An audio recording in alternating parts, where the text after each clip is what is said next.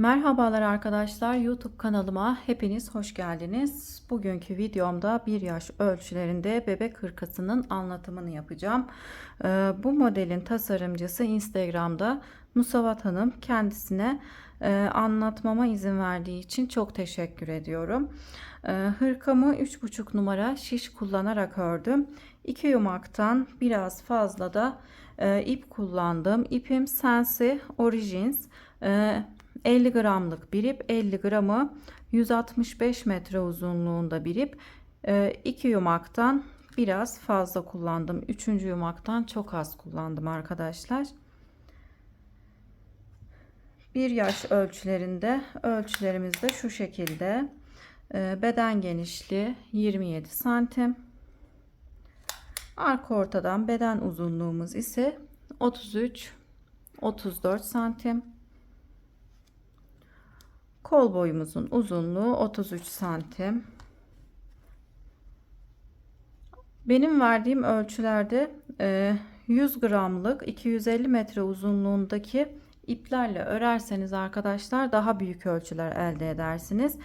İp ince olduğu için 1 yaş ölçülerinde 100 gramlık 250 metre uzunluğundaki ipler daha kalın olduğu için 1,5-2 yaşa uygun ölçüler elde edersiniz.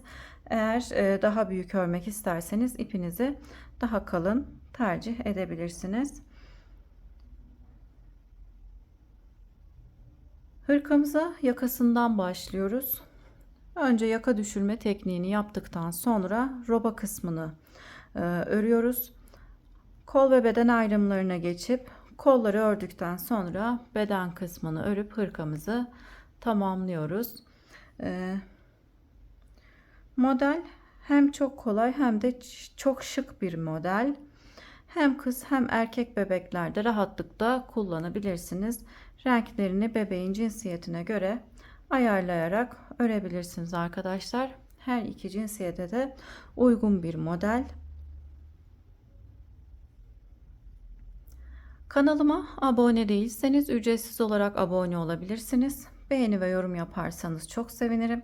Paylaşacağım yeni model videolarından haberdar olmak isterseniz de bildirim zilini açabilirsiniz.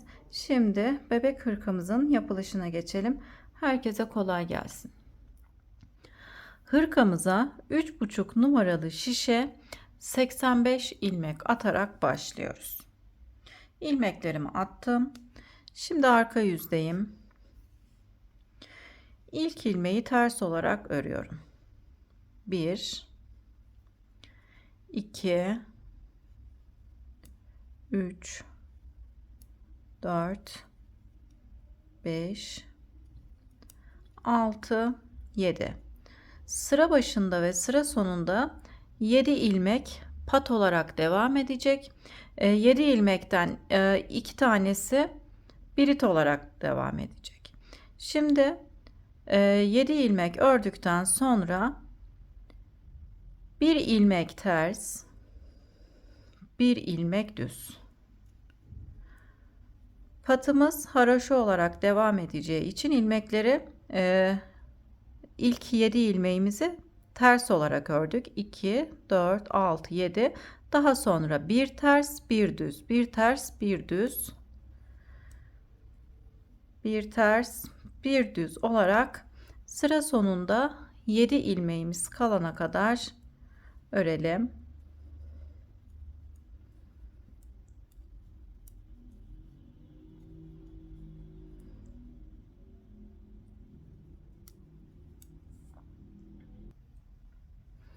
Sıra sonunda 7 ilmeğim kalana kadar bir ters bir düz olarak ördüm. En son bir ilmek ters ördüm. Şimdi 5 tane ilmeği ters olarak öreceğim. 1 2 3 4 5. Sondaki 2 ilmeği örmeden şişime takıyorum. Örmediğim 2 ilmeği sıra başında düz olarak öreceğim. Kenarlarımın birit olarak ilerlemek istediğim için bu şekilde sıra sonunda 2 ilmeği örmeden alıp sıra başında düz olarak örüyoruz. 5 ilmek ters örüyorum. Yani haroşa olarak devam edeceği için pat ilmeklerimizin her iki yönde de ters olarak örüyorum. Ön yüzde ve arka yüzde 5 ilmek ters ördüm. Şimdi sıra düz ilmeğimde bir ilmek düz, bir ilmek ters, bir ilmek düz, bir ilmek ters. Şimdi ön yüzü örüyorum. İkinci sırada ön yüzdeyiz. Ön yüzü bir ters bir düz olarak örüyorum. Kenar ilmeklerimizi kenarda olan 7 pat ilmeğimizi ördükten sonra bir ters bir düz olarak örüyoruz. Şimdi sıra sonunda 7 ilmeğimiz kalana kadar bir ters bir düz olarak örüp gelelim. Sıra sonunda 7 ilmeğim kalana kadar bir ters bir düz olarak ördüm. En son bir ilmek düz ördüm. Şimdi 5 ilmek ters örüyorum. 1 2 3 4 5. Bu 5 ilmeğimiz haroşa olarak devam edecek. Hem ön yüzde hem de arka yüzde ters olarak örüyorum. Sıra sonunda olan 2 ilmeği ipimi arkaya aldıktan sonra örmeden şişime takıyorum. Sıra başında bu örmediğim 2 ilmeği ters olarak örüyorum. Ön yüzde düz olarak örüyoruz. Arka yüzde bu 2 ilmeği ters olarak örüyorum. 2 ilmeği ters olarak ördükten sonra 5 ilmek daha ters örüyorum. Daha sonra yine bir ters, bir düz, bir ters, bir düz olarak sıra sonunda 7 ilmeğimiz kalana kadar örelim.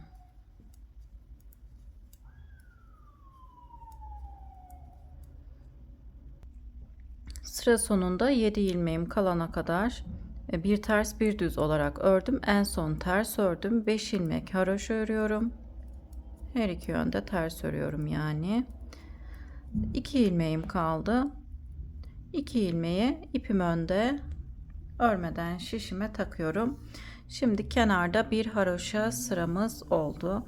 Şimdi bir sıra ön yüzde, bir sırada arka yüzde örmemiz gerektiği gibi örelim arkadaşlar. Aynısı gibi. Yine kenarlarımız haroşa olacak. Kenarda 2 ilmek bir ilmeğimiz olacak. Bir sıra ön yüzde, bir sırada arka yüzde örüp gelelim. Bir sıra arka yüzde ve ön yüzde ördükten sonra 2 sıra daha ördüm arkadaşlar. Kenar kısmını 4 haroşa sırasına tamamladım. 1 2 3 4 5 6 7 8 9 lastik kısmından sayarsak da 9 sıramız oldu. Kol ve beden ayrımlarını yaptım. Önümüz için 17 ilmek, aralar birer ilmekten oluşuyor. İlmek ayracı ile belirledim. Kol için 10 ilmek ayırdım. Arka bedenim için 27 ilmek, yine kol için 10 ilmek, ön bedenimiz için 17 ilmek olarak ayırdım. 7 ilmeğimiz pat ilmeği arkadaşlar. İlmekleri bu şekilde ayırdıktan sonra yaka düşürme tekniği yapacağım arkadaşlar. Kısa satır tekniği. Bir de ilik açacağım. 2 ilmeği düz olarak örüyorum. Ön yüzdeyim. 1 2 ilmek ördükten sonra alttaki ipi şu şekilde sol şişime takıp ters olarak örüyorum. Birinci ve ikinci ilmeği ters örerek kesiyorum. Yani bir ilmek kesmiş, bir ilmek artırarak iliğimizi açmış oluyoruz. Bir ilmek daha ters örüyorum. 2 4 6 7 7 ilmek patımızda ilmeklerimiz arkadaşlar. Pat ilmeklerini ördükten sonra 2 ilmek ters örüyorum. 2 ilmek ters ördükten sonra 1 2 3 4 5 6 7 8 ilmek düz örüyoruz.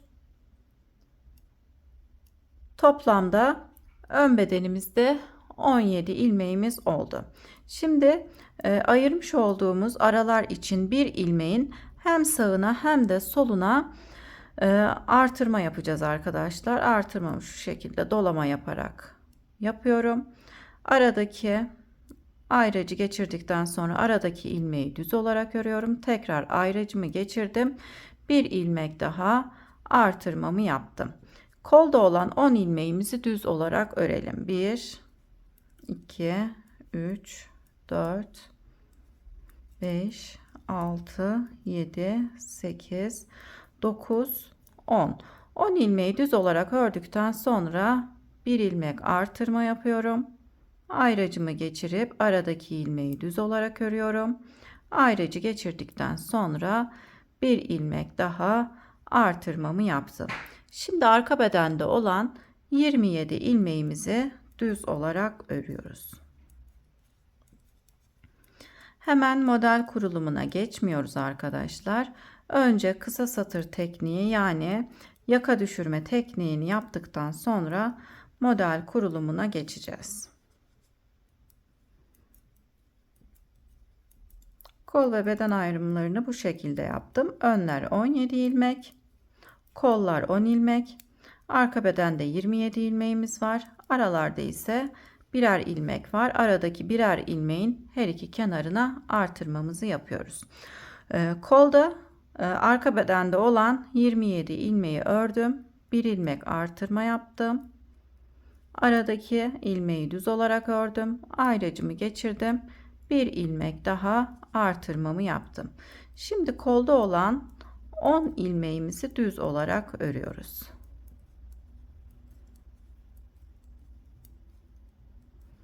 On ilmek düz ördükten sonra kolum için bir ilmek artırma yaptım. Ayracımı geçirdim. Aradaki ilmeği düz olarak ördüm. Ayracımı geçirdikten sonra bir ilmek artırmamı yaptım. Şimdi yaka düşürme tekniği yapacağız arkadaşlar. En son artırmamı yaptıktan sonra 2 ilmek düz örüyorum. 1 2.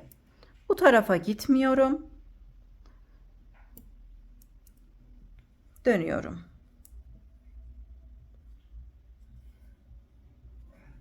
Burada 2 4 6 8 10 12 14 15 ilmeğim kaldı. İlk ilmeği örmeden alıyorum. Bir ilmek ters örüyorum. Artırmış olduğum ilmeği de ters örüyorum.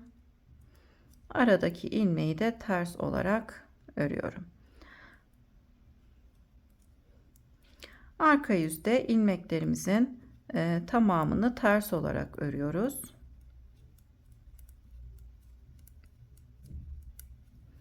Şimdi buradaki ayracımıza kadar, en sondaki ayracımıza kadar ilmeklerimizi ters olarak örelim.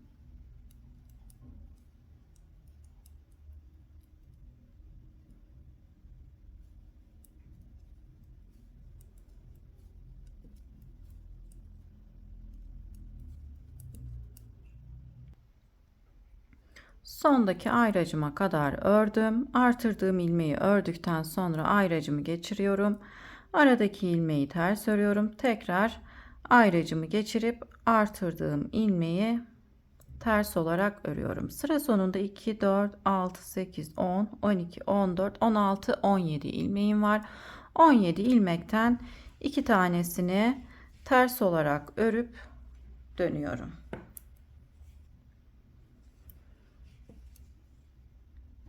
İlk ilmeği örmeden alıp diğer ilmekleri düz olarak örüyorum. 1 2 2 ilmek ördükten sonra artırmamı yapıyorum. Ayracımı geçirdim.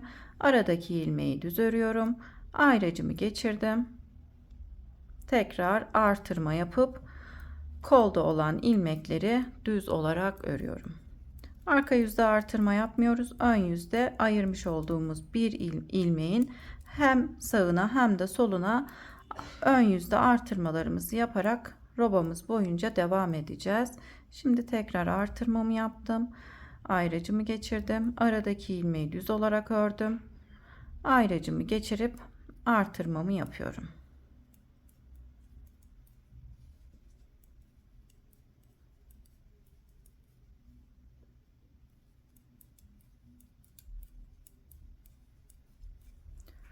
Arka bedende olan ilmeklerimizi düz olarak örüyoruz.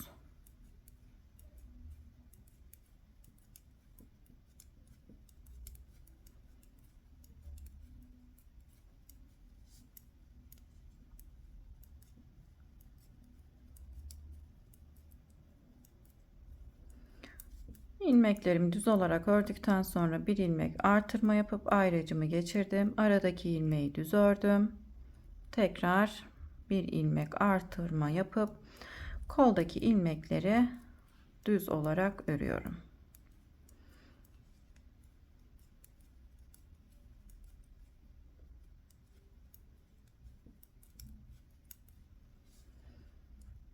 Ayracıma kadar geldim. Bir ilmek artırma yaptım. Aradaki ilmeği düz olarak örüyorum. Tekrar bir ilmek artırma yapıyorum. Döndüğümüz yer kendisini belli ediyor arkadaşlar. 1 2 3 ilmeği düz olarak ördükten sonra bu sırada 3 ilmek daha öreceğim. 1 2 3 3 ilmek örüyorum. 2 4 6 8 10 12 ilmek kalıyor. 12 ilmeği örmeden dönüyorum. Şimdi arka yüzde ilk ilmeği örmeden alıp diğer ilmekleri ters olarak örüyorum. Yine buradaki en sondaki ayraçlarımıza kadar ilmeklerimizi ters örüp gelelim. Sondaki ayracıma kadar geldim. Ayracımı takıp aradaki ilmeği ters örüyorum. Tekrar ayracımı takıp artırmış olduğum ilmeği ters olarak örüyorum. Ayraçtan sonra 1 2 3 4 ilmek ters örüyorum. 3 ilmek daha örüp döneceğim arkadaşlar. 1 2 3 3 ilmek daha örüp sonda 2 4 6 8 10 12 ilmeğim kaldı. 12 ilmeği örmeden dönüyorum. İlk ilmeği örmeden şişime takıp diğer ilmekleri düz olarak örüyorum.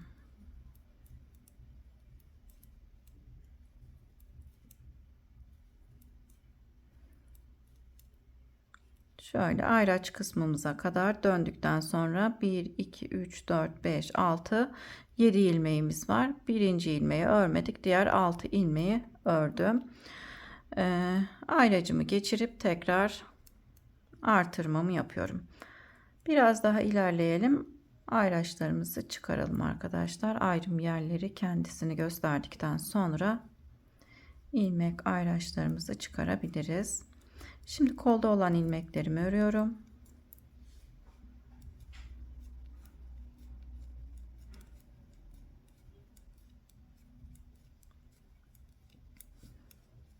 Bir ilmek artırmamı yaptım.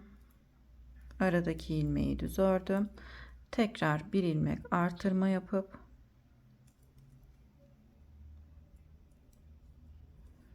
arka bedende olan ilmekleri ayraç kısmına kadar düz olarak örelim.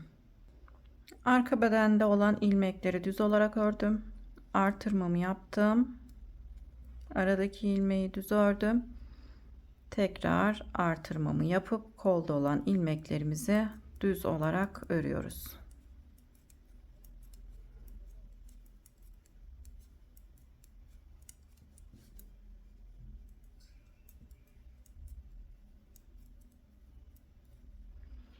Artırmamızı yapıyoruz. Aradaki ilmeği düz olarak örüp tekrar artırmamızı yapıyoruz. Artırmadan sonra 1 2 3 4 5 6 7 2 4 6 7 ilmek örmüş olduk arkadaşlar. Kenarda olan 2 4 6 8 10 12 ilmekten de yine 3 ilmeği düz olarak örüyoruz. 2 4 6 8 9 ilmeğimiz kaldı. 7 ilmeğimiz pat ilmeğimiz, burada kalan 8 ve 9. ilmeği de zaten ters olarak öreceğiz. 3 ilmek daha ördükten sonra dönüyorum. Döndükten sonra ilk ilmeği örmüyoruz arkadaşlar. Örmeden alıyoruz. Ayraç kısmımıza kadar ilmekleri ters olarak örüyoruz.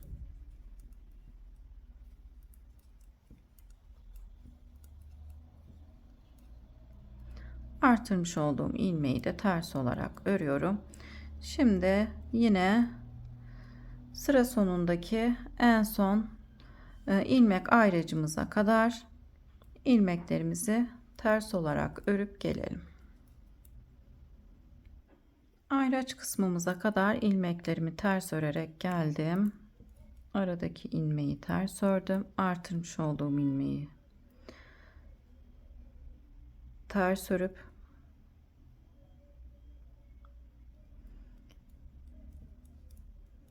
yine ilmekleri ters örmeye devam ediyorum. Arka yüzdeyim çünkü. Kısa satır tekniğini yapmış olduğumuz yer kendisini belli ediyor arkadaşlar. Şimdi yine buradan da 3 ilmek ekleyeceğim. 1, 2, 3. Burada 9 ilmeğim kaldı. 2, 4, 6, 8, 9 ilmeğim kaldı. 9 ilmeği örmeden dönüyorum. İlk ilmeği örmeden aldım. İlmekleri düz olarak örüyorum.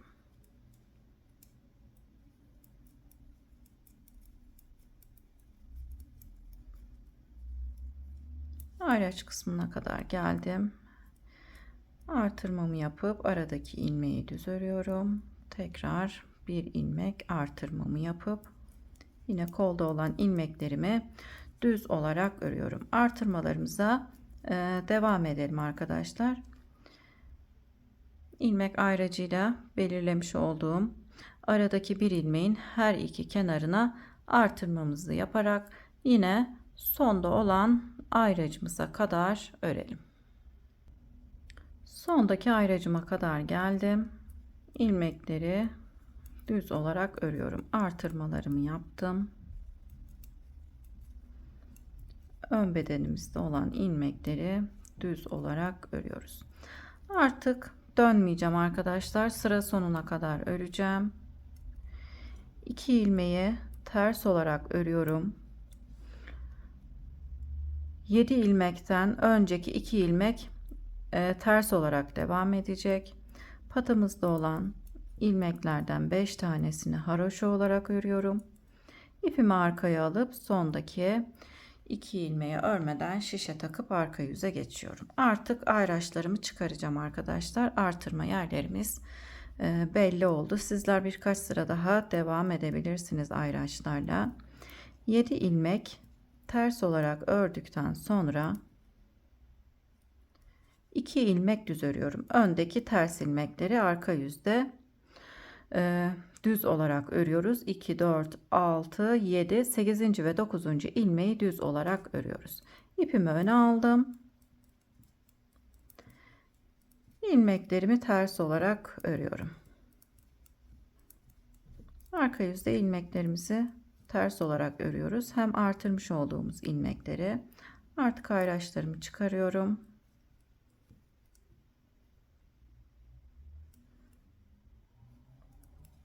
Ters olarak örmeye devam edelim. En sondaki yine ayraç kısmımıza kadar ilmeklerimizi ters olarak örelim. Sondaki ayracıma kadar geldim. Ayracımı çıkarıyorum. İlmekleri ters olarak örmeye devam ediyorum.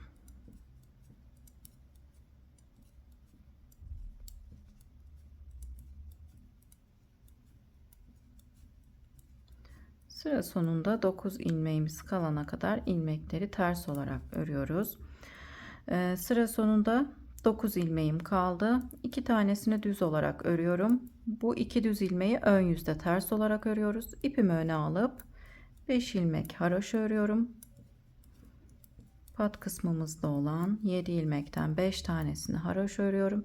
Sondaki 2 ilmeği ipim önde duracak şekilde örmeden şişime takıp ön yüze geçiyorum.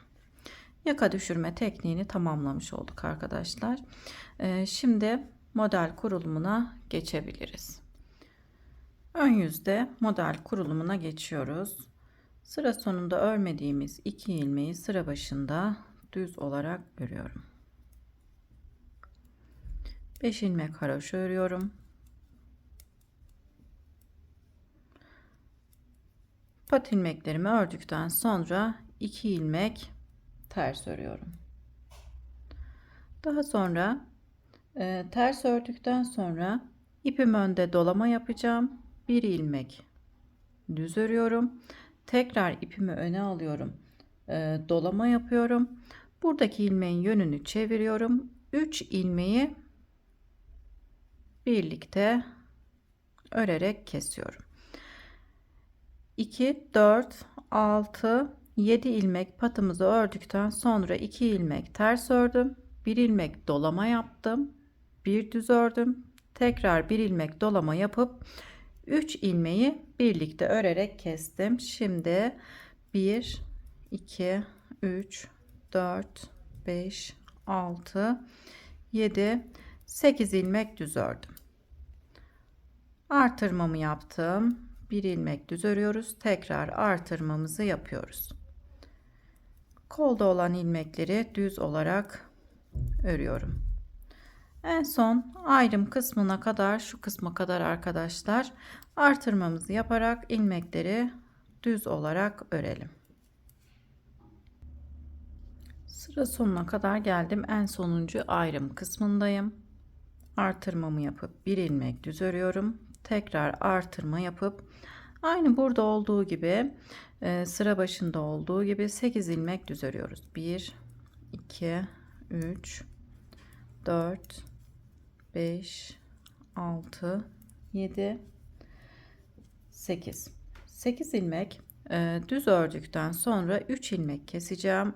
Fakat sol taraftan 3 ilmeğin içine girip üçünü birlikte örerek kesiyorum. İpimi öne alıyorum, dolama yapacağım. 1 ilmek düz örüyorum. Tekrar ipimi öne alıp doluyorum. Ters öreceğim için doluyorum arkadaşlar. Düz örseydim ipim önde bu şekilde duracaktı. Doladım. 2 ilmek ters örüyorum. 5 ilmek haroşamızı örüyoruz. İpimi arkaya alıp sondaki 2 ilmeği örmeden şişime takıyorum. Ayrım kısmından sonra en son artırma yaptıktan sonra 2, 4, 6, 8 ilmek düz ördük. 3 ilmek kestik. Dolama yapıp 1 ilmek düz ördüm. Tekrar dolama yapıp 2 ilmek ters örüp pat ilmeklerimizi örüp sıramızı tamamladım. Şimdi arka yüze geçiyorum. Arka yüzde ilmeklerimizi ters olarak öreceğiz. Sadece 7 ilmekten sonra 2 düz ilmeğimiz var pat ilmeklerimizden sonra. 7 ilmek ördükten sonra 2 ilmek düz örüyorum. Diğer ilmeklerimizi ters olarak öreceğiz. Burada da 7 ilmekten önce 2 ilmeği sadece düz olarak örüyoruz. Diğer ilmekleri ters olarak örüp gelelim. Arka yüzü tamamladım. Ön yüze geçtim. Sıra sonunda yine örmediğim 2 ilmeği sıra başında ön yüzde düz olarak örüyorum. 5 ilmek haroşa örüyorum. 5 ilmek haroşadan sonra 2 ilmek ters ilmeğim var. Bunu arka yüzde düz olarak örüyoruz. Şimdi bir önceki sırada artırma yapmış olduğumuz ilmeği düz örüyoruz. İpimi öne alıp tekrar artırma yapıyorum. Yani dolama yaparak artırmamızı yapmış oluyoruz. İpim önde, 1 ilmek düz örüyorum. İkinci sırada ajurumuzu yapıyoruz. Tekrar ipimi öne alıp 1 ilmek daha düz olarak örüyorum. Şimdi 3 ilmek keseceğim. İpimin yönünü çevirip 3 ilmeği birlikte düz örerek kestim. Şimdi burada ne yaptık arkadaşlar? Pat ilmeklerimizi 2, 4, 6, 7. 7 ilmeği ördükten sonra 2 ilmek ters ördük. 1 ilmek düz. 1 ilmek dolama yaptık. 1 ilmek düz. Tekrar 1 ilmek dolama yapıp 1 ilmek düz ördük. 3 ilmeği birlikte örerek kestik. 1, 2, 3, 4, 5, 6, 7. 7 ilmek düz örüp 1 ilmek artırmamı yapıyorum. Aradaki bir ilmeği düz örüyorum. tekrar bir ilmek artırma yapıp kolda olan ilmeklerimizi düz olarak örüyoruz. Model kısmı sadece önlerde olduğu için sadece şu kısımlara sıra sonuna ve sıra başına model uygulaması yapıyoruz. Diğer kısımları artırmalarımızı yaparak düz olarak örüyoruz. Şimdi yine sondaki ayrım kısmına kadar ilmeklerimizi düz artırmalarımızı yaparak o kısma kadar gelelim. Sıra sonuna geldim. En son artırmamı yapıp 7 ilmek düz öreceğim. 1 2 3 4 5 6 7 7 ilmek düz ördükten sonra 1 2 3 ilmeğe sol taraftan girip üçünü birlikte düz örerek kesiyorum. Bir ilmek düz örüyorum. İpimi öne alıp dolama yapıyorum. Bir ilmek düz örüyorum. Tekrar ipimi öne aldım. Dolamamı yapıp bir ilmek düz ördüm. 2 ilmek ters örüp 5 ilmek haroşa örüyorum. İpimi arkaya alıyorum. Sondaki 2 ilmeği örmeden şişime takıp arka yüze geçiyorum. Arka yüzde 7 ilmekten sonra 2 ilmeği düz örüyoruz. Diğer ilmeklerimizi ters örüyoruz. Burada da 7 ilmekten önce 2 ilmeği düz olarak örüp arka yüzü tamamlayıp ön yüze geçelim. Ön yüze geçtim. Pat ilmeklerimi ördüm. Şimdi 2 ilmek ters örüyorum. 2 ilmek düz. 1 2 2 ilmek düz. İpimi öne alıyorum. Dolama yapıyorum. 1 ilmek düz. Tekrar ipimi öne aldım. 2 ilmek ters örüyorum. Buradaki ilmeğin yönünü çeviriyorum. 2 ilmek düz ördükten sonra 3 ilmeği birlikte örerek kesiyorum.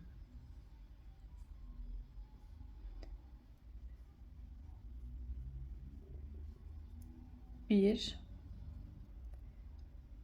2, 3, 4. 4 ilmek düz ördükten sonra 2 ilmek ters örüyorum. 1 ilmek artırıyorum. 1 ilmek düz örüp tekrar 1 ilmek artırıyorum. Pat ilmeklerimizi ördükten sonra 2 ilmek ters ördük. 2 ilmek düz artırma yapıp düz ördük. Tekrar artırma yapıp 2 ilmek düz ördükten sonra 3 ilmeği birlikte örerek kestim. 4 ilmek düz ördükten sonra 2 ilmek ters örüp 1 ilmek artırmamı yaptım. Şimdi kolda olan ilmeklerimi örüyorum.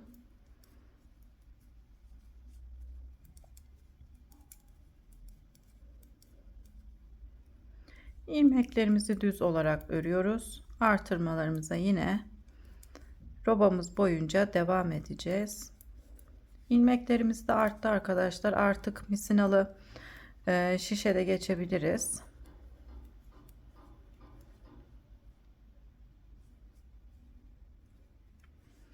Ön beden ayrım kısmına kadar örelim arkadaşlar. Şu kısma kadar.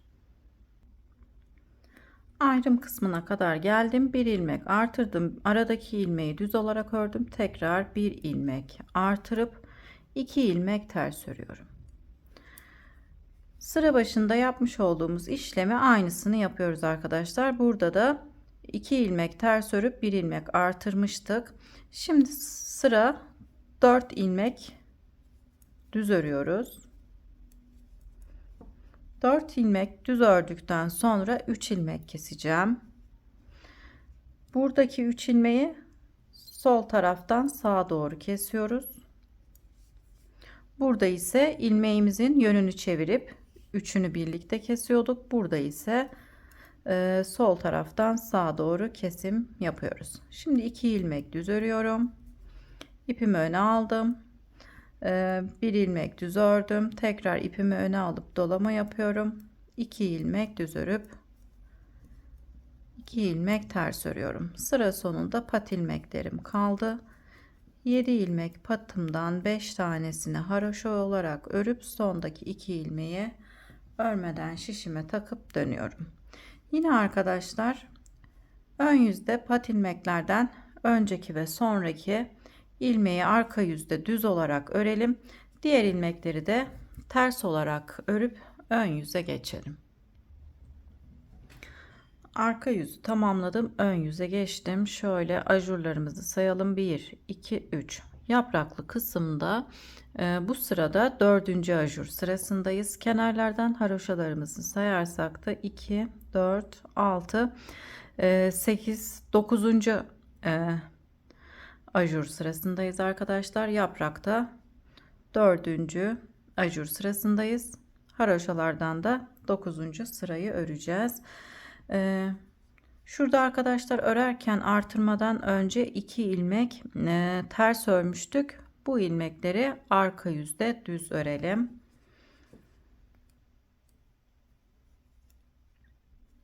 İki ilmek düz örüp 5 ilmek haroşa örüyorum. 2 ilmek ters örüyorum.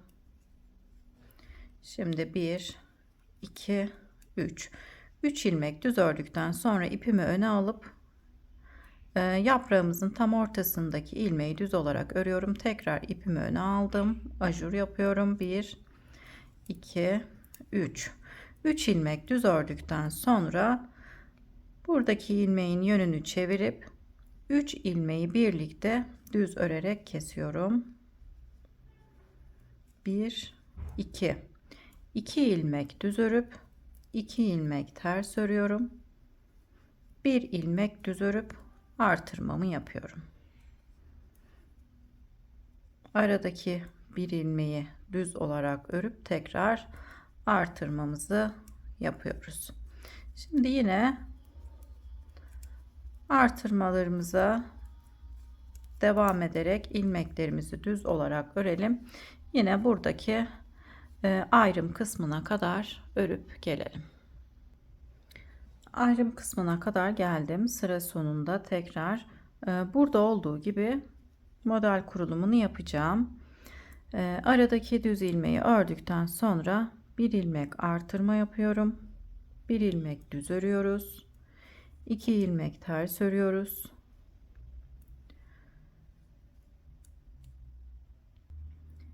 2 ilmek ters ördükten sonra 2 ilmek düz örüyorum. 1, 2, 3. Şu şekilde 3 ilmeğin içerisine soldan girip sağa doğru kesiyoruz. 1, 2, 3 ilmek düz örüp ipimi öne aldım. Yaprağımızın ortasındaki ilmeği düz örüyoruz. Tekrar ipimi öne alıp 3 ilmek düz örüyorum. İpimi öne alarak ajur yapmış oluyoruz arkadaşlar. Artırma yapmış oluyoruz. 2 ilmek ters ördüm. 5 ilmek haroşa örüyorum. Sondaki 2 ilmeği şişime örmeden takıp arka yüze geçiyorum. Arka yüzde pat ilmeklerimizden sonra ve burada da önce 2 ilmek düzü düz olarak öreceğiz. Ön yüzde örmüş olduğumuz ters ilmekleri. Yine burada da arkadaşlar ayrım kısmından önce 2 ilmek ön yüzde ters örmüştük. O ilmekleri arka yüzde düz olarak öreceğiz şu kısımda. Arka yüzü tamamlayıp ön yüze geçelim. Arka yüzü tamamladım. Misinalı şişe geçtim arkadaşlar. Bu arada pat ilmeklerimi ördüm. Şimdi yapraklı kısımda 5. ajur sırasındayım. Pat ilmeklerimden sonra 2 ilmek ters ördüm. İpimi arkaya aldım. 1, 2, 3, 4 ilmek düz ördükten sonra ipimi öne alıp dolama yapıyorum. 1 ilmek düz örüyorum. Tekrar ipimi öne aldım. Dolama yaptım. 1, 2, 3, 4. 4 ilmek düz ördükten sonra ilmeğimin yönünü çevirip 3 ilmeği birlikte örerek kesiyorum. Tekrar ipimi öne aldım. 2 ilmek ters örüyorum. Bu 2 ilmek tersi arka yüzde düz olarak örüyoruz. 2 ilmek tersten sonra 1, 2. 2 ilmek düz örüyorum. Artırma yaptım. 1 ilmek düz örüp tekrar artırmamı yapıyorum. Kolda olan ilmeklerimizi düz olarak örelim. Artırmalarımıza devam ederek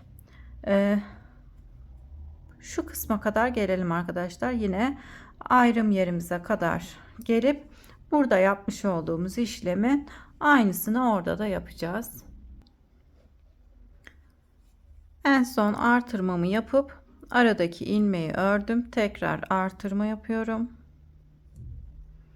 2 ilmek düz örüp 2 ilmek ters örüyorum. Şimdi 2 ilmek tersten sonra 1 2 3 ilmeğe sol taraftan girip üçünü birlikte düz olarak örüyorum. 1 2 3 4 ilmek ördükten sonra ipimi öne alıp dolama yaptım. 1 ilmek düz ördüm. Tekrar ipimi öne aldım. Dolama yapıyorum. 1 2 3 4 ilmek düz örüyorum. 2 ilmek ters örüp pat ilmeklerimi haroşa olarak örüyorum. Buradaki işlemin aynısını sıra sonunda da yapıyoruz. Her iki tarafa da aynı işlemi yapmış oluyoruz. Sondaki 2 ilmeği örmeden şişime takıp arka yüze geçtim. Arka yüzde ilmeklerimizi ters olarak örüyoruz. Sadece pat ilmeklerimden önceki 2 ilmeği düz. Burada da yine örmüş olduğumuz 2 ters ilmeği arka yüzde düz olarak örüyoruz. Şimdi arka yüzü tamamlayıp ön yüze geçelim. Pat ilmeklerimi ördüm. Bu kenardan sayarsak 2 4 6 8 10 11. sırayı örüyorum. 5 ajur sırasında bu yaprağımızı tamamlamış olduk. 1 2 3 4 5. Şimdi bu sırada tam yaprağın ortasında olan düz ilmeğimize popcorn yapacağız. Pat ilmeklerimi ördükten sonra 2 ilmek ters örüyorum. 1 2 3 4 5 ilmek düz örüp yaprağımızın ortasındaki ilmeğimizin üzerine popcorn yapacağım. Popcorn'u tığ yardımıyla yapıyorum. İlmeğimin üzerine 1 2 3 zincir çektim, doladım. 1 2 kere de çıktım. Tekrar doladım. 2 kere de çıktım. Tekrar dolayıp 2 kere de çıktım. İlk başta çekmiş olduğumuz zincirle 1 2 3 4 tane trabzanımız oldu. Hepsini birlikte örüp ilmeği tekrar şişe takıyorum. 2 ilmek düz öreceğim. 1 2. Düz ilmekleri tersten sonraki düz ilmeklerimizi sayarsak 1 2 3 4 5 6 7 8 ilmek düz ilmeğimiz oldu. Şimdi 3 ilmek keseceğim. 3 ilmeği şu şekilde, bu defa soldan üçünü birlikte örerek kesiyordum.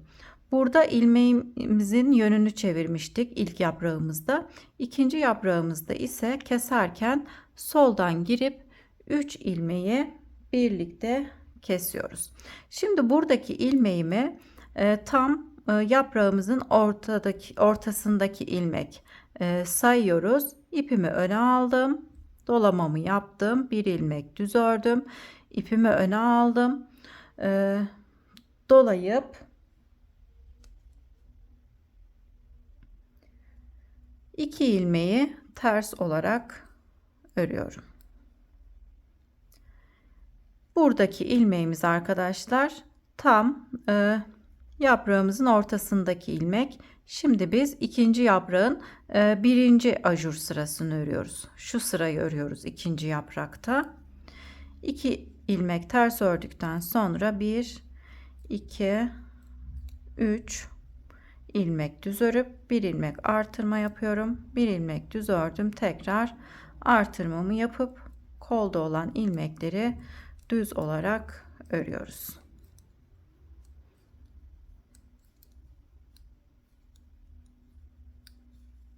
Şimdi sondaki ayrım kısmımıza gelip tekrar bu sırada da yine popcornumuzu yapalım. Ayrım kısmımıza kadar geldim. Bir ilmek artırma yaptım. Bir ilmek düz ördüm. Tekrar bir ilmek artırmamı yaptım. Aradaki ilmeğimizin her iki kenarına artırmamızı yapıyoruz. 1, 2, 3. 3 ilmek düz ördüm. 2 ilmek ters örüyorum. Şimdi buradaki ilmeğimiz arkadaşlar bizim yaprağımızın ortasında olan ilmek.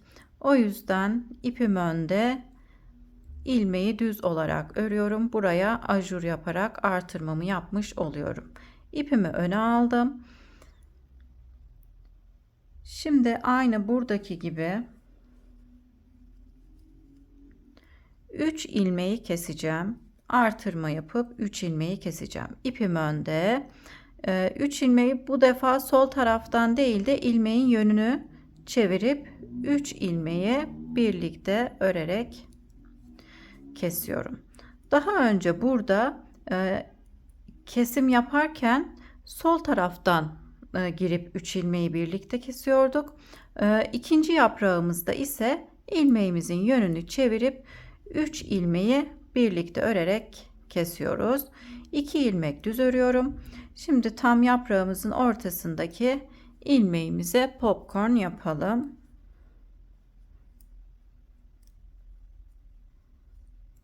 1, 2, 3 zincir çekip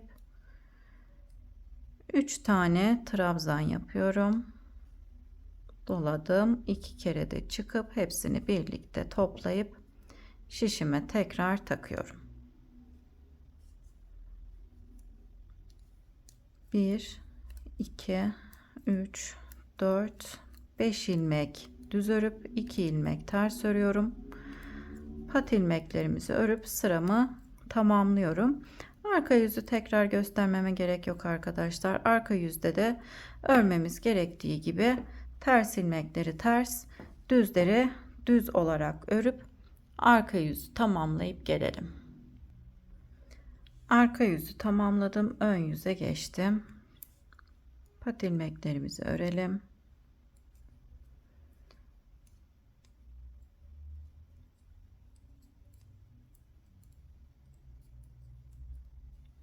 Pat ilmeklerimden sonra 2 ilmek ters örüyorum. 1, 2, 3, 4, 5, 6. 6 ilmek düz örüyoruz. Daha sonra 3 ilmeği sol taraftan girip üçünü birlikte düz örerek kesiyorum. 1 ilmek düz ördüm. İpimi öne aldım. Dolama yapıp 1 ilmek düz örüyoruz. İpimizi öne alıp tekrar dolama yapıp 1 ilmek düz örüyoruz. 2 ilmek ters,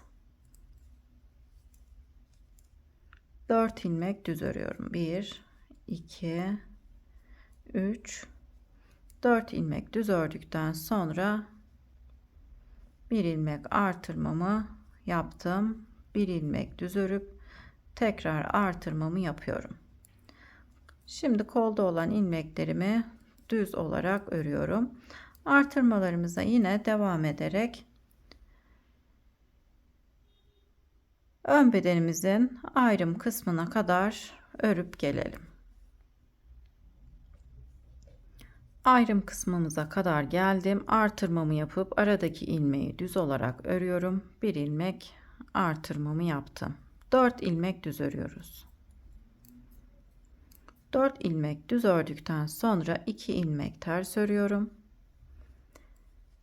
Şimdi 1 ilmek düz örüyorum.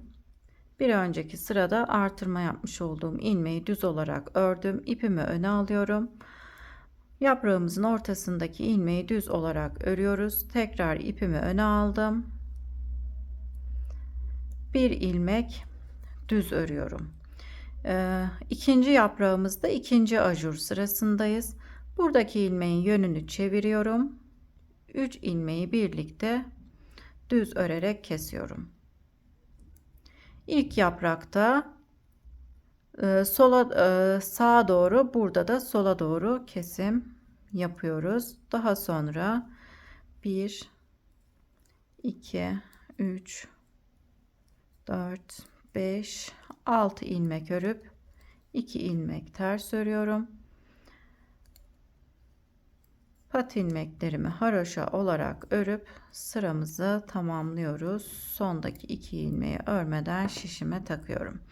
Şimdi yine arka yüzü örmemiz gerektiği gibi örüp gelelim. Ön yüze geçtim. Pat ilmeklerimi ördüm.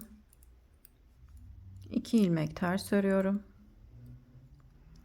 Şimdi bu sırada 4 ilmek düz öreceğim. 1 2 3 4.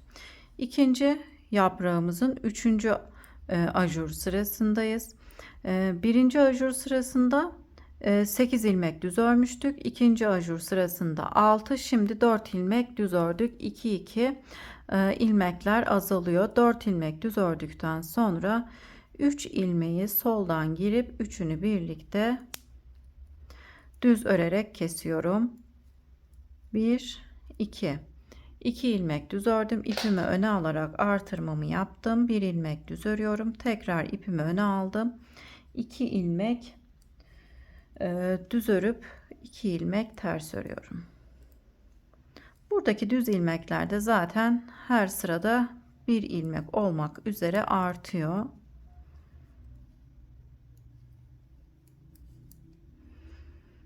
Düz ilmeklerimi ördükten sonra artırmamı yaptım. 1 ilmek düz örüyorum. Tekrar artırmamı yapıp kolda olan ilmekleri düz olarak örüyorum. Şimdi ayrım kısmımıza kadar devam edelim arkadaşlar. Bu yaprağımızı bitirdik. Daha sonra burada tekrar bu yaprak bittikten sonra da yine aynısı gibi kurulumu yapacağız. Şimdi yine sondaki ayrım kısmına kadar ilmeklerimizi örüp gelelim. Ayrım kısmına kadar geldim. Yine artırmamı yapıp düz ördüm. Tekrar artırma yapıyorum. Şimdi 1 2 3 4 5 ilmek düz örüp 2 ilmek ters örüyorum. Buradaki ters ilmeğimizin sayısı hiç değişmiyor arkadaşlar. Arka yüzde düz, ön yüzde ters olarak örüyoruz. 1 2 ilmek düz örüp ipimi öne aldım. Artırma yapıyorum. Yaprağımızın ortasındaki ilmeği düz olarak örüyoruz. Tekrar ipimi öne aldım. 1 2 ilmek düz örüyorum. Buradaki ilmeğin yönünü çevirip 3 ilmeğin birlikte örerek kesiyorum. 1 2 3 4 ilmek düz örüp 2 ilmek ters örüyorum. Pat ilmeklerimi örerek sıramı tamamlıyorum.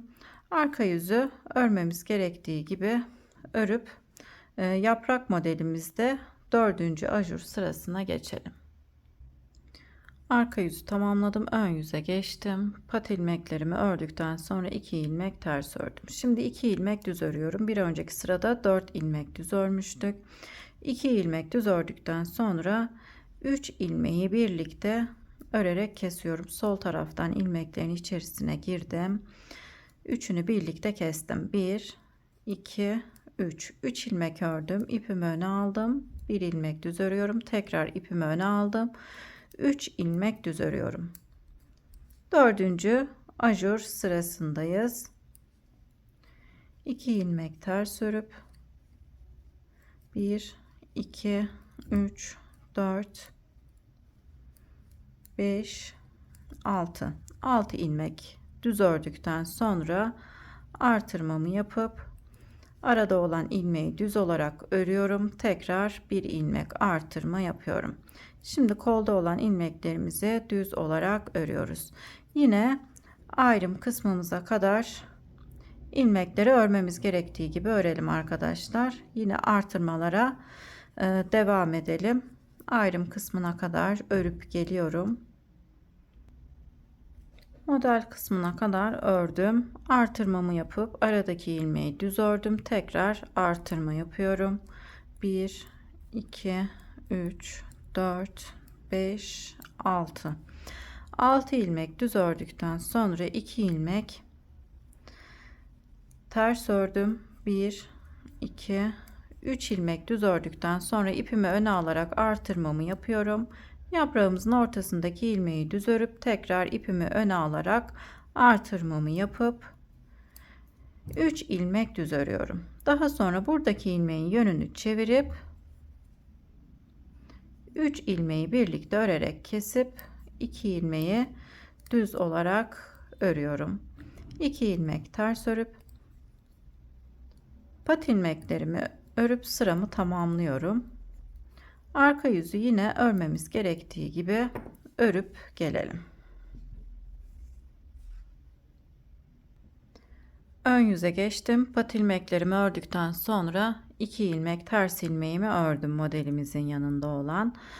Şimdi burada düz ilmek örmeden 3 ilmeği birlikte düz olarak örüyorum. 1 2 3 4 ilmek ördükten sonra ipimi öne aldım, artırmamı yapıyorum, 1 ilmek düz örüyorum, tekrar ipimi öne aldım, 1 2 3 4 ilmek düz örüp 2 ilmek ters örüyorum.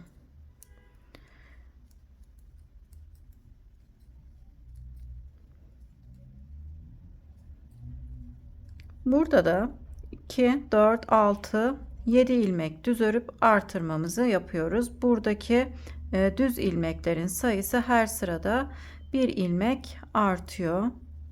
Yine artırmalarımızı yaparak diğer ayrım kısmına kadar gelelim. Diğer modelimize kadar gelelim arkadaşlar. Yine buradaki işlemin aynısını orada da yapacağız. O kısma kadar örüp geliyorum. Model kısmına kadar ördüm. Artırmamı yaptım. 7 ilmek düz ördüm. 2 ilmek ters örüyorum. 1 2 3 4 ilmek düz ördükten sonra ipimi öne alıp artırma yapıyorum. Yaprağımın ortasında olan ilmeği düz olarak ördüm. Tekrar ipimi öne alıp 1 2 3 4 ilmek düz ördükten sonra buradaki ipimin yönünü değiştirip 3 ilmeği birlikte örerek kesiyorum. 2 ilmek ters ördüm. Pat ilmeklerimi örüp sıramı tamamlayacağım. Arka yüzü yine örmemiz gerektiği gibi örüp gelelim arkadaşlar.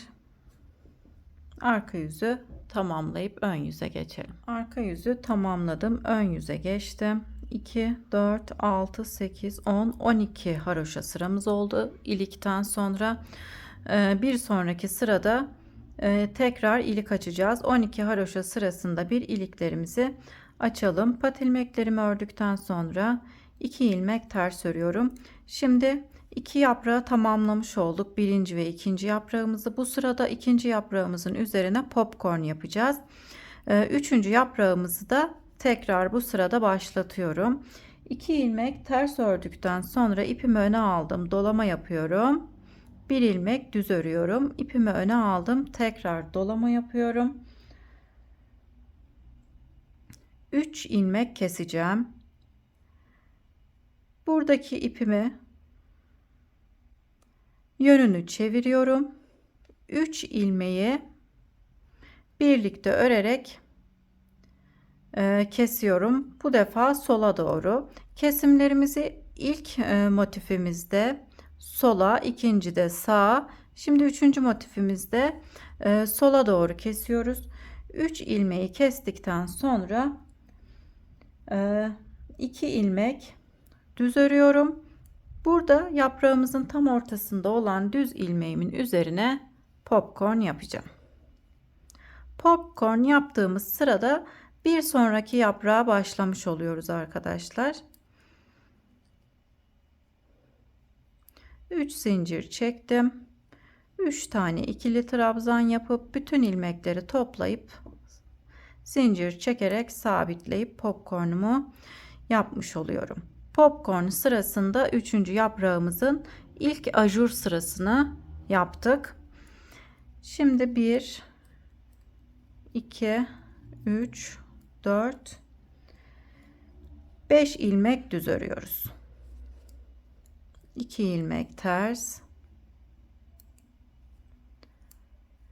1 2 3 4 5 6 7 8 ilmek düz ördükten sonra bir ilmek artırma yapıyorum.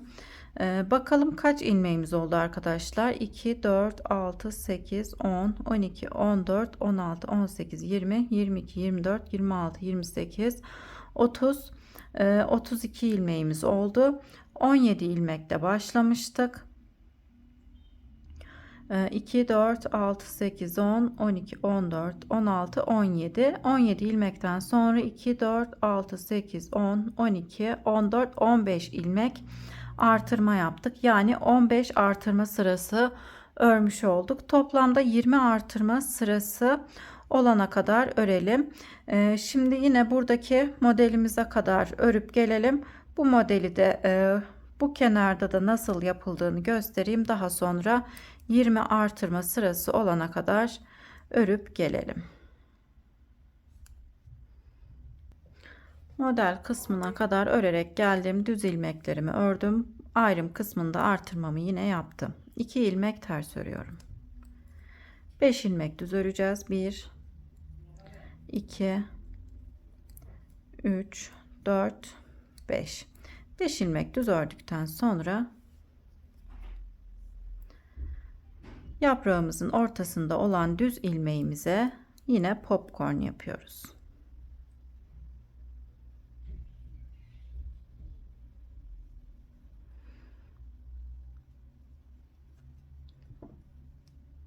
Zincirle sabitleyip sıkıştırdım. Şimdi 2 ilmek düz ördüm. Buradaki gibi popcorn'dan sonra 2 ilmek düz ördüm. 3 ilmek keseceğiz. Kesimi şu şekilde yapıyorum. Burada sola doğru, şimdi sol taraftan girip ilk motifimizde olduğu gibi sağa doğru kesim yapıyoruz. 1 ile 3 aynı arkadaşlar. Birinci motifimizde üçüncü motifimiz aynı olacak. 2 ile de dördüncü motifimiz aynı olacak. 2 4 6 7 8 kestiğimiz ilmeği saymayalım arkadaşlar. Burada 8 ilmek, sonraki sırada 6, daha sonraki sırada 4 2 olarak devam ediyor. Şimdi buradaki ilmek bizim 3. motifimizin ortasında olan ilmek olduğu için kenarlarına ajur yaparak artırmamızı yapacağız. İpimi öne aldım, artırmamı yaptım. Buradaki ilmeği düz olarak ördüm. Tekrar artırmamı yapıp dolamamı yaptım. 2 ilmek ters örüyorum. 3. motifimizin 1. ajur sırasındayız. Yani şu sıradayız arkadaşlar. İsterseniz videoyu başa alıp bu motifi aynısı gibi 3. motife uygulayabilirsiniz. Anladıysanız da sıkıntı yok arkadaşlar. Bakarak bile örülebilir. Şimdi pat ilmeklerimi örüp sıramı tamamlıyorum. Arka yüzü yine örmem gerektiği gibi öreceğim. Daha sonra ön yüze geçince burada ilk iliğimizi açmış olduğumuz gibi iliğimizi açalım. Dediğim gibi isterseniz videoyu sararak birinci motifimizin birinci sırasını, ikinci sırasını izleyerek yapabilirsiniz. Birinci ajur sırasını zaten yaptık. Şimdi ikinci ajur sırasını öreceğiz ön yüzde. Toplamda 15 artırma sırası ördük. 20 artırma sırasına tamamlayalım arkadaşlar. 17 ilmekle başlamıştık. 37 ilmek olana kadar ön bedenimizin sayısı 37 ilmek olana kadar artırmaya devam edelim. Yani 20 artırma sırası olana kadar örüp gelelim. Daha sonra kol ve beden ayrımlarına geçeceğiz. Robamızı 20 artırma sırası olana kadar ördüm. Ön bedenimde ise 37 ilmeğim oldu. 17 ilmekle başlamıştık ön bedenimize. 20 artırma yapınca 37 ilmeğimiz oldu. Şimdi ayrım kısmına kadar geldim. Aradaki düz ilmeği ön bedene ekliyorum arkadaşlar. 38 ilmeğimiz oldu ön bedende. Şimdi kolda olan ilmekleri öreceğim. Kolumuzu öreceğim. Kolum için yine 3,5 numaralı şişle örmeye devam ediyorum.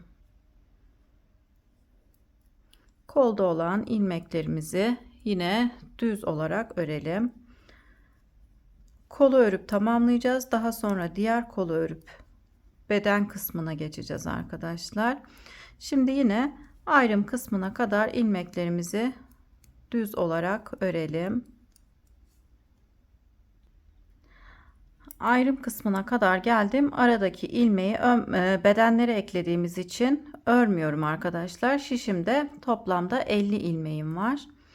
Aradaki ilmeği ise arka bedene eklemiş olacağız. Şimdi arka yüze geçiyorum. Arka yüzde ilmeklerimi ters olarak öreceğim. Sıra başında ilmeği örmeden alıyorum. Sıra sonunda düz olarak örmemiz gerekiyor arkadaşlar ilmekleri. Şimdi ben arka yüzde ilmeklerimi ters örüyorum. Ön yüzde düz, arka yüzde ters olarak kol lastiğimize kadar örelim. Kolda herhangi bir kesim işlemi yapmayacağız arkadaşlar. Bilek kısmına gelince lastik kısmına başlarken orada birkaç ilmek kesmemiz gerekecek. Herhangi bir kesim yapmadan kolumuzu istediğimiz uzunluğa kadar örüp gelelim. Hırkamızın kolunu istediğim uzunluğa gelene kadar ördüm. Kola başlamış olduğumuz kısımdan sayarsak 51 sıra oldu. Arka yüzde ters örgüleri sayabiliriz. 51 sıra ördüm. Şöyle santim olarak da ölçüsünü vereyim. Çünkü elimizin sıkılığına göre uzunluğu değişiklik gösterebilir. 17-18 santim kadar örelim arkadaşlar. Şöyle tekrar göstereyim. 17-18 santim kadar kolumuzu örelim. Şimdi kol lastiğimizi örmeye geçiyorum. Herhangi bir kesim yapmadan kolumuzu ördük. Şimdi ilmek sayımızda eksiltmeye gideceğim arkadaşlar. İlk ilmeği aldıktan sonra iki ilmeği birlikte ters örerek kesiyorum. Bir ters bir düz olarak öreceğiz kol lastiğimizi. İki ilmeği birlikte ördükten sonra bir ilmek düz, bir ilmek ters, bir ilmek düz örüp tekrar iki ilmeği birlikte ters olarak örüyorum. Kesmiş olduğum ilmeği ters ilmeğime denk getiriyorum. Bir düz, bir ters, bir düz, tekrar iki ilmeği birlikte ters örerek kesiyorum. Bir ilmek düz, bir ilmek ters, bir ilmek düz, iki ilmeği ters örerek kesiyorum. Bir düz, bir ters, bir ilmek düz, iki ilmeği birlikte ters örerek kesiyorum. Sıra sonuna kadar bu şekilde devam edelim.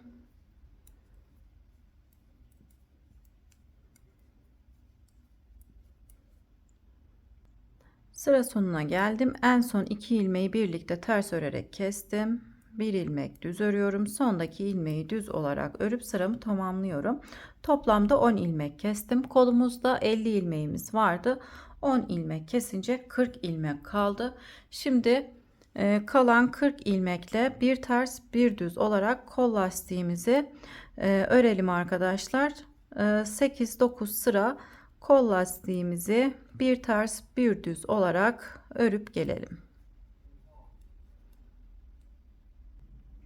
Kol lastiğini bir ters bir düz olarak 8 sıra ördüm. 2 4 6 8. Şimdi 9. sırada ön yüzde ilmeklerimi keseceğim. İlk ilmeği örmeden alıyorum. İkinci ilmeğimi ters olarak örüp bir önceki ilmeği üzerinden geçirerek kesiyorum. Düz ilmeğimi düz örüp bir önceki ilmeği üzerinden geçirerek kesiyorum. Ters ilmeği ters örüyorum. İlmekleri bu şekilde kesiyoruz. Düz ilmekleri düz örüp ters ilmekleri ters örüp bir önceki ilmeği üzerinden geçirerek kesiyoruz. İlmeklerimizi kesip gelelim. İlmeklerimizi kestim. İpimi de biraz uzun bıraktım. Daha sonra kolumuzu dikmek için. İpimi arka bedenin köşe kısmına bağladım. İlmekleri örerek ayrım kısmına kadar gelelim. Arka bedende olan ilmekleri ayrım kısmına kadar ördüm. 68 ilmeğim var arka bedende. Aradaki bir ilmeği de arka bedene ekliyorum. 69 ilmeğim oldu. Şimdi diğer kolumu örmeye geçiyorum. Diğer kolumuzu da bu kolu örmüş olduğumuz gibi örüyoruz. 50 ilmekle 51 sıra, yani 17-18 santim olana kadar örüp keselim. Daha sonra beden kısmını örmeye geçebiliriz. Şimdi kolu tamamlayıp geliyorum. Bu kolu da örüp tamamladım. Diğer kolumu kaç sıra ördüysem bu kolumu da aynı sırada örüp tamamladım arkadaşlar. Şimdi ön yüzde ön bedenimizi öreceğiz. Çünkü şu şekilde geliyoruz örerek. Önce bu ön yüzü, kolu örüyoruz. Arka bedeni örüp buradaki kolu örüp ön yüze geçiyoruz. Şimdi ön yüzü örmeye geçiyorum. İpimi arka kısma bağladım, tam köşesinden. İlmekleri örmem gerektiği gibi örüp sıramı tamamlayacağım. Şimdi sıramızı tamamlayıp gelelim. Sıramı tamamladım. Şimdi arka yüze geçiyorum.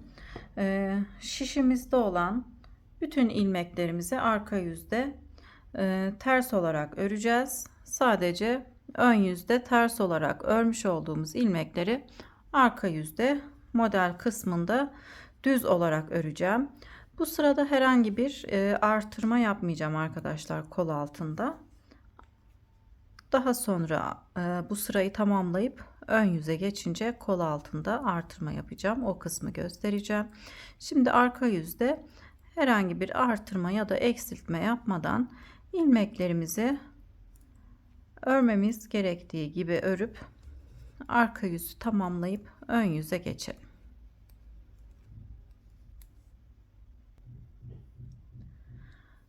Arka yüzü tamamlayıp ön yüze geçtim. Ön yüzde kol altına kadar örelim. Arka yüzde kol altında herhangi bir artırma yapmadık. Şişimizde olan ilmeklerimizi örmemiz gerektiği gibi arka yüzde ördük arkadaşlar. Şimdi kol altına kadar örelim. Kol altında artırma yapacağım.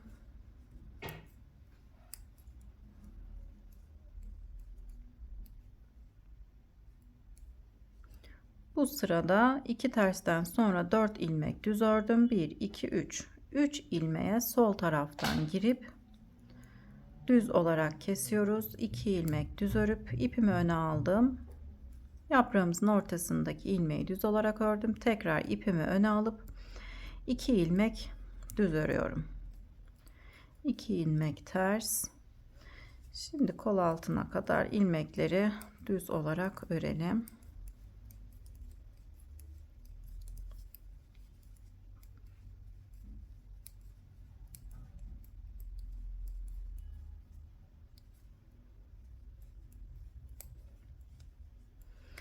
Kol altına kadar geldim arkadaşlar. Burada şu şekilde ipimiz uzuyor. Hem kol altında artırma yapacağız bu iple, hem de artırma yaparak ipimizi kaybetmiş olacağız. Şu şekilde ipi şişe doluyoruz. Sol şişimize ilmeği düz olarak örüyoruz. 1. Aynı ipi tekrar sol şişime dolayıp ilmeği düz olarak örüyorum. 2 ilmek kol altında artırma yapmış olduk. Diğer kol altında da aynı şekilde artırmamızı yapalım. 2 ilmek bu kol altında, 2 ilmek de bu kol altında, toplamda 4 ilmek artırma yapmış oluyoruz. İlmekleri örmemiz gerektiği gibi beden lastiğine kadar örelim arkadaşlar. 12 haroşa sırasında bir iliklerimizi açalım. En son beden lastiğimize başlamadan önce yaprak motifini tamamlayalım arkadaşlar. Yapraklar yarım kalmasın. Beden kısmı istediğimiz uzunluğa kadar, beden kısmımızı istediğimiz uzunluğa kadar örüp gelelim. Hırkamı istediğim uzunluğa gelene kadar ördüm. 12 haroşa sırasında bir 5 tane ilik açtım. En son modeli tamamladıktan sonra kol lastiğini ördüğümüz gibi bir ters bir düz olarak beden lastiğini ördüm. Sadece arkadaşlar 16-17 ilmekte bir ilmek kestim. Kol lastiğinde olduğu gibi. Şöyle kesmiş olduğum yerler gözüküyor arkadaşlar. Toplamda 5-6 ilmek beden kısmında eksilterek lastik kısmını bir ters bir düz olarak ördüm. Kol lastiğimizi kesmiş olduğumuz gibi beden lastiğimizi de kesip tamamladım. Dediğim gibi 12 haroşa sırasında bir de iliklerimi açarak toplamda 5 tane ilik açıp 5 tane düğme diktim. Hırkamızı tamamlamış olduk arkadaşlar. Hırkamın ölçüsü 1 yaş ölçülerinde oldu. Hem kız hem de erkek bebeklerde kullanabileceğiniz bir model arkadaşlar. Beni buraya kadar izlediyseniz çok teşekkür ederim. Kanalıma abone değilseniz ücretsiz olarak abone olabilirsiniz. Beğeni ve yorum yaparsanız çok sevinirim. Paylaşacağım yeni model videolarından haberdar olmak için de bildirim zilini açabilirsiniz. Yeni model videolarında görüşmek üzere. Hoşça kalın.